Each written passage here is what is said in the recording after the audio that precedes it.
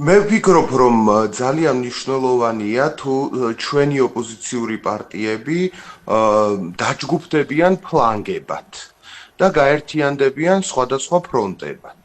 და ძალიან კარგია, რომ ნაციონალური მოძრაობის ნამსხვრევები, რომელიც მიმოფანტული იყო ქართულ პოლიტიკურ ველზე, დღეს დამსხვრეული სარკინოს რო აღადგენდა და დააწეფებ ერთმანეთზე, აი ესე აღდგა და კვლავ ერთი ფრონტის, ერთი ჯგუფის სახე მიიღო. სინამდვილეში ამ პოლიტიკურ ძალებს შორის ძირითადი განსხვავება არის ლიდერებს შორის და ლიდერთა ამბიციებს შორის, თორე იდეოლოგიურად და ასევე წარსული შეფასების თვალსაზრისით, მათი ძირითადი ღირებულებებით, ისინი არიან სრულიად იდენტური პოლიტიკური ძალები და ეს კარგია, რომ ისინი იქნებიან ერთ ნავში, ერთ გემში, იმიტომ რომ ცოდო ამომრჩეველი, როცა ხედავს 10 ერთმანეთის მსგავს პოლიტიკურ ძალას, რომელთა განსხვავებაც კი ერთმანეთისგან უჭირს.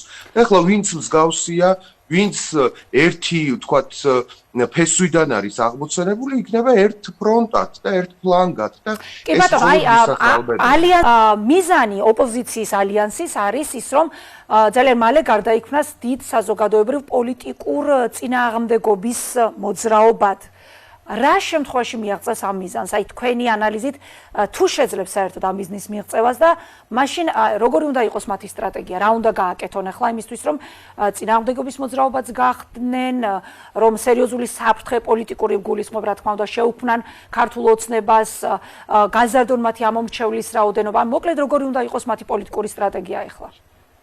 სხვათა შორის ძალიან ბუნდოვანია მათი პოლიტიკური სტრატეგია, მე დაკვირვებით წავიკითხე მათი მანიფესტი თუ რაღაც დოკუმენტი, რომელზეც შეჯერდნენ და იქ მკაფიოდ არ ჩანს თუ რა სურთ. ჩემი ვარაუდით მათი მიზანია, რომ ისინი იქცნენ ერთადერთ ალტერნატივად დღევანდელი ხელისუფლებისა, თქვან, რომ ისინი არიან ერთადერთი თუ არა უმთავრესი ოპოზიციური ძალა, მათ სურს რომ იყვნენ ეგრეთ წოდებული დღის წესრიგის გამსაზღვრელები, აჯენდას სეთერებს, რასაც უწოდებენ. დასავლეთში და უნდათ რომ სხვა ოპოზიციური პარტიები და სხვა ოპოზიციური ფლანგები ძალიან დასუსტდნენ და მათ გავლენა არ ჰქონდათ პოლიტიკურ ველზე. ხო და ეს ბუნებრივი სურვილია, როცა ოპოზიციის შიგნითაც არსებობს გარკვეული კონკურენცია და ზოგიერთ ადამიანს სურს რომ სირგვლივ შემოიკრიბოს, ასე ვთქვათ, ძირითადი ოპოზიციური ცენტრი.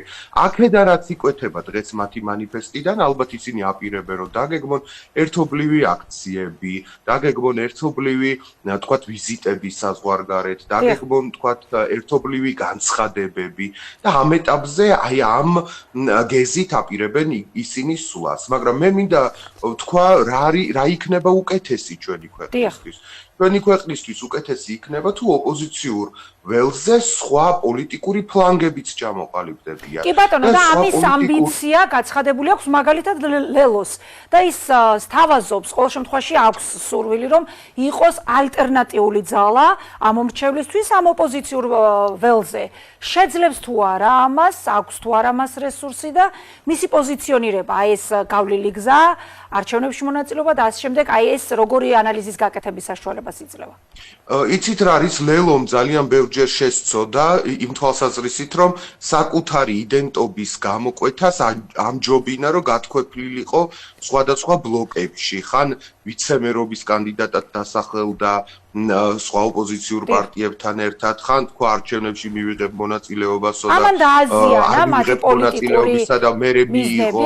ხო, ანუ ძალიან ბევრჯერ შეიცვალა პოზიცია, მაგრამ დღეს თუ ისინი დაადგებიან იმ გზას, რომ იყვნენ ცალკე, იყვნენ გამიჯნული სხვა პოლიტიკური ძალებისგან, ამ პარტიას ფინანსური რესურსებიც აქვს, მრავალფეროვანი შემადგენლობაც აქვს, შეუძლია შეიახანაგონ ანადოლიძე და ბატონი გახარიას პარტია და მართლა აქვს მათ პოტენციალი, რომ ანტინაცურ ოპოზიციურ ფლანგად ჩამოყალიბდნენ. მაგრამ მე მინდა გითხრათ, რომ სხვა ფლანგებიც არსებობს და სხვა ფლანგების პოტენციალიც არსებობს ჩვენს ოპოზიციაში, კერძოდ შეიძლება ჩვენს ქვეყანაში ფორმირდეს რაღაცა მოფაშისტო ან ულტრაკონსერვატიული ფლანგი და პლუს ამას არსებობს ძალიან მცირე, მაგრამ მაინც პოტენციალი, რომ მემარცხენე ფლანგიც არსებობდეს ჩვენს ოპოზიციურ ველზე და მე ვარ აი ამ სტრატეგიის მომხრე, რომ ხელისუფლებას შეუტიონ არა მხოლოდ ნაციონალებმა, არა არა მხოლოდ ძველმა პოლიტიკურმა პარტიებმა, არამედ გარკვეული ძალა მიეცეთ თქვათ ახალ